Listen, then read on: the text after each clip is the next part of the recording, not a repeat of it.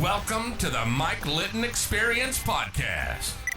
Mike has over 31 years experience in real estate, finance, and investing. He's passionate about being a father, a teacher, a realtor, an investor, and a leader. Everyone has a story, and our passion is to help them tell it. And now, introducing the host of the Mike Litton Experience, Mike Litton.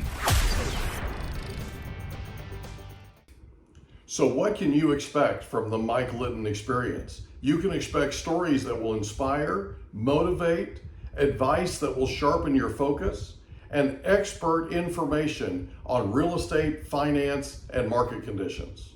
Raising them. So I knew I had to make some changes, and I did. I walked out of that room with an absolute decision, and it changed my life. Absolutely did, for the better. So one thing I wanted to mention to you, only because you mentioned Google and it made me think of it. I wanted to mention something to you, and I was actually going to do it off camera, but I might as well put it on the podcast. You know how we do your life story, and we got together with you a couple of months ago and did your life story, and you had done your undergrad with Maryland, and you had gone to Stanford and earned an MBA. Do you know who else did that? Oh, Co-founder of Google. aha. You and Sergey Brin have the same educational pedigree. Isn't that something? Okay. He's done fairly well for himself. That's something? Yeah. So It's anyway, interesting. so I just find that stuff, I find that fascinating. Yeah. Stuff, the things that connect us. So next up is Texas. I love Texas. All my life growing up in Oklahoma, I wanted to live in Texas. My parents ended up moving us in 1980 out to California and never left, right? Been out here 43 years. But Texas is one of my favorite places in the world. And according to your book, Texas is on fire. They're getting after it. Yep. They are so pro-business that they basically don't have any competition in the United States. Yeah. Just sort of amazing. Their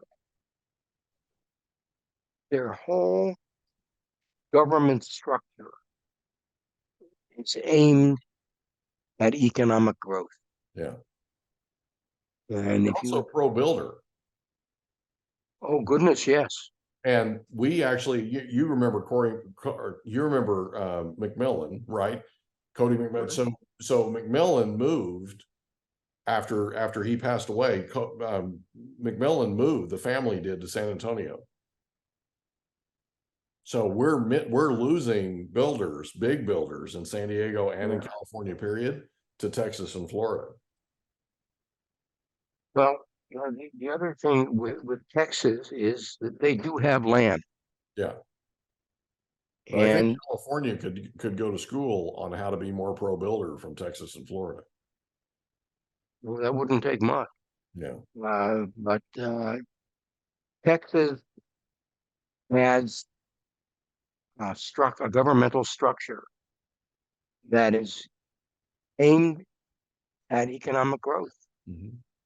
And I've been tracking Texas. I've been working there, since the early 70s. Mm-hmm. And I've just watched this massive explosion. And yet they have accomplished that explosion of economic growth without housing prices going crazy. Yeah. It's still a really cheap place to live. And, they pretty much do everything right. Mm-hmm. Well, obviously, I don't like their politics at the moment. But things change. And, it's sort of interesting when you look at even places like El Paso, which is not one of my favorite cities. That's ranked the #1 safest city in the United States. Wow. And a lot of that has to do with the fact that it's very heavily military. Yeah. They have, I think, 4 Air Force bases there. Kelly and the three other ones. So it's a very, very good place to raise kids, and they're doing very well. Quite fun. Um, Dallas and Houston, amazingly strong. Austin is just terrific. Mhm. Incidentally, um, Austin, I scoured that city looking for homeless, and I walked all the streets of literally all the streets in downtown Austin. Never saw homeless, Hmm. and there's a lot for Austin. Mhm. Yeah, they've cleaned it up quite a bit, that's for sure. Yeah, I'm a big fan of Texas, as you can tell. Yeah, So the next chapter is on the South Atlantic states, and the yeah, South is rising again, you indicate in your book? and it is. It's It is. exciting. They are among all things non-union, Yeah. and that has allowed them to continue to grow. About 10 years ago, Boeing moved to South Carolina, manufactured their 757, Yeah. 10,000 jobs picked up in Seattle and went to South Carolina. Yeah. And Alabama, I'm hearing amazing things about. their problem is their education level is so low. They really can't attract um, firms that require a great deal of skill. Okay. Same with Louisiana. But North Carolina, South Carolina, Georgia, and Florida, they have their act together. Yeah. And their education, I mean, North Carolina, you and you have two or three other major universities of North Carolina. Uh, they are really on a roll in terms of higher education. They Yeah. have Wake Forest, um, and so all of that is they're bringing in the jobs. The Mhm. largest industrial park in the United States is in North Carolina, Wow. and it was started back in the 1980s. Hmm. And it's really when you see aerial photos of it, it's really fairly amazing what they've done. And then South Carolina, which doesn't get much attention, has become a mecca for automotive manufacturing parts, a lot of parts. Mhm. They're doing very well. And then Georgia has so many great headquarter firms, obviously, quote, Home Depot Right. and many others. They are they are really a powerhouse. They have, I think, some of the top three airports in the nation. Um, pretty sure that they're compete against Dallas and Chicago, but Yeah. they're right up there. Yeah. And I had heard that Atlanta's airport is one of the busiest in the world. yeah, it's huge Yeah. and it works. So And yeah. people there mm, work and they really put out the goods. And the result of that is their economy is just doing terrific, Yeah. They seem to and, be. and their home prices are reasonable, Yeah. rational. Absolutely amazing. Yeah. And then there's Florida. I like to pick on Florida. I don't know why anybody wants to live there. The humidity, Yeah. the floods, the hurricanes, it keeps on growing Mhm. um, because everybody in New York who retires moves to Florida, A lot of them. and the homes are cheap down there, Mhm. admittedly. if you want to live near the ocean, the home prices there. If you look in the New York Times Sunday magazine, Mhm.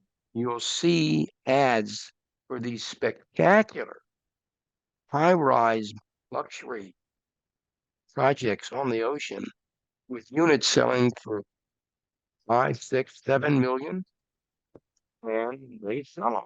Yeah. And I like to tell the story of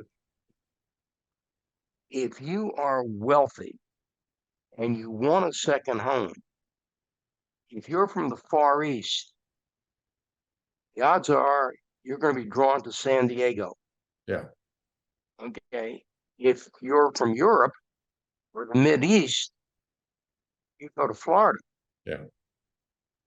And they have been able to continue to grow. They have also built, by the way, a very good university system. Mhm. 20 years ago, it was dismal, Yeah. but University of Florida, University of Central Florida, South they're Florida. doing, yeah, they're doing very, very well. And their labor is cheap. Mhm. So they're getting the kind of jobs require cheap labor. Yeah. However, their education level in the sciences is not such. Scripps Research wanted to open, they did open a major branch in Florida, Mhm. and it has not done well. Hmm. They don't have enough people with scientific backgrounds to feed the kind of industry that we here in California take for granted. Yeah. So the state really survives on growth. Yeah. That's their number one industry. Yeah. Well, And the Tampa area where I was selling new homes was perennially in the top 4 in job growth nationwide every year. I mean, it was, if not yeah, one, we're in the top 4. no, they put out a lot of good housing. Mhm. And, if you can tolerate the climate, it's not a bad place to be. Yeah. Well, it's there. People talk about the humidity and the heat and all that. I played a round of golf in as hot as it gets. I mean, as hot as it gets in the heat in the hot season, and I didn't have any pain. For the first time in 20 years, I played a round of golf and my back didn't hurt. So there are advantages, and I mean my joints felt oily, the whole thing.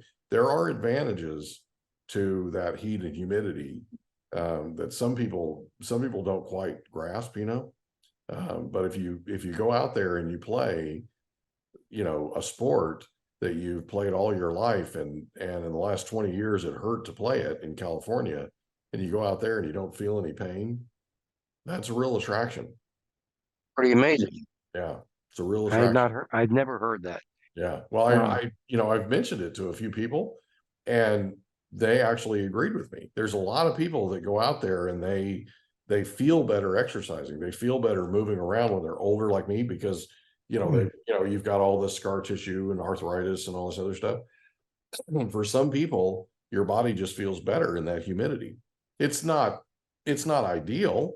I mean, it's not the best thing, Yeah, but yeah, it does help. So yeah.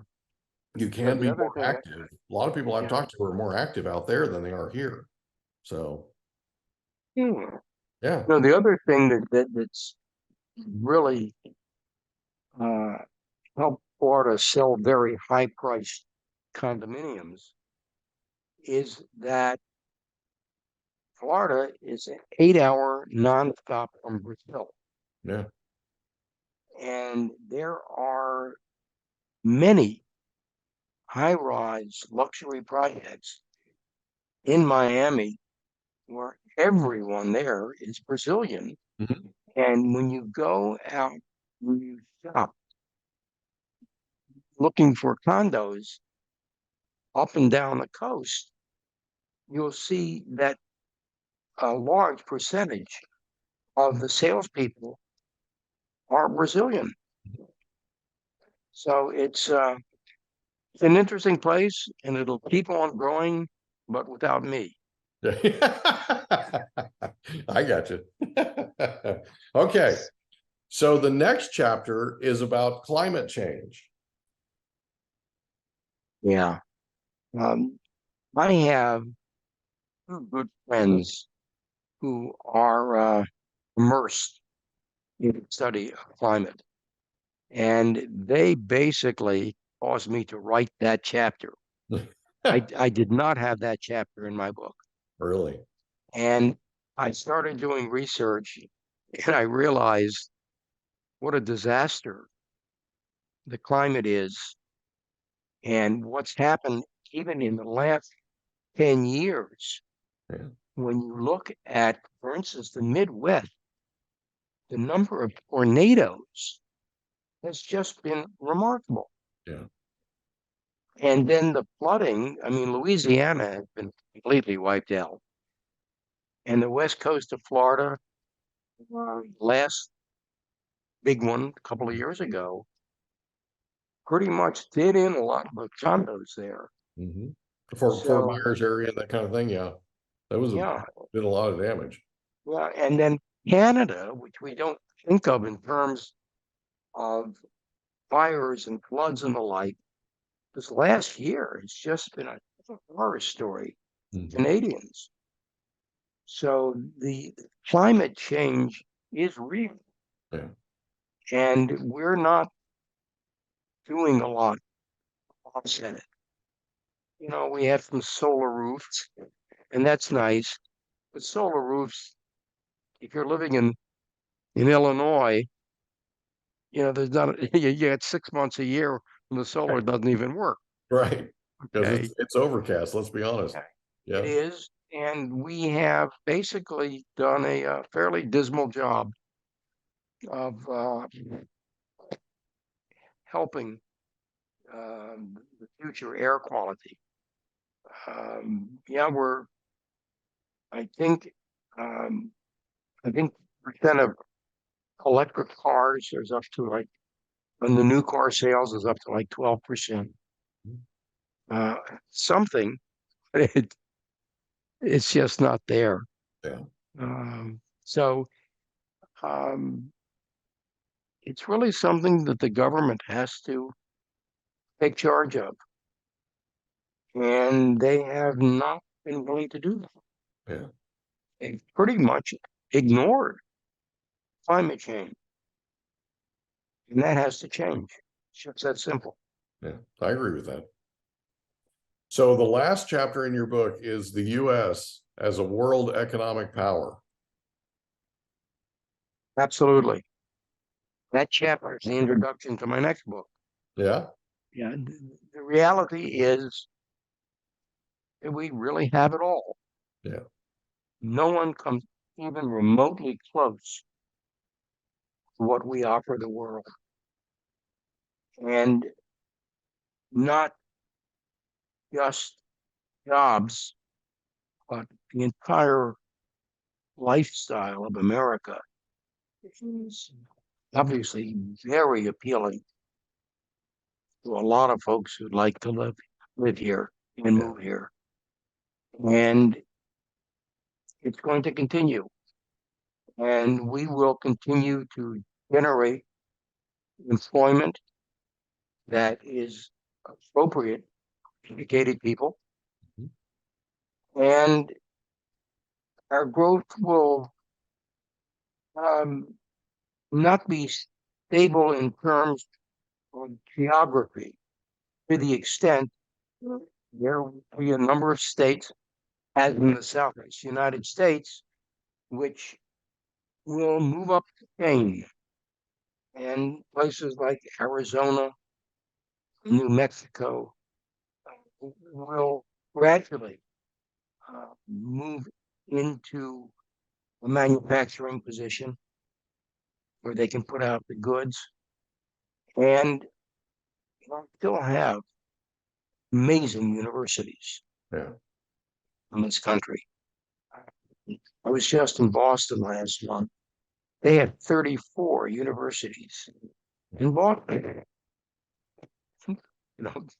Not the least of which is Harvard, Right. Harvard and MIT, but they have numerous. And New York, Chicago, and certainly California have an amazing number of really good universities. Yeah. And that is highly appealing. Absolutely. And take a school like Stanford. If Stanford wants you and your parents don't earn 100,000 a year, you got a free ride. Complete. Really? I didn't know that. That's Yeah, fascinating. remarkable. And frankly, the University of California school system is pretty remarkable. Yeah, I'd agree with that. And it's really cheap. I mean, you can go to San Diego State, very good university. Mhm. It's 14,000 a year, compared to 80 at Harvard Mhm. or MIT.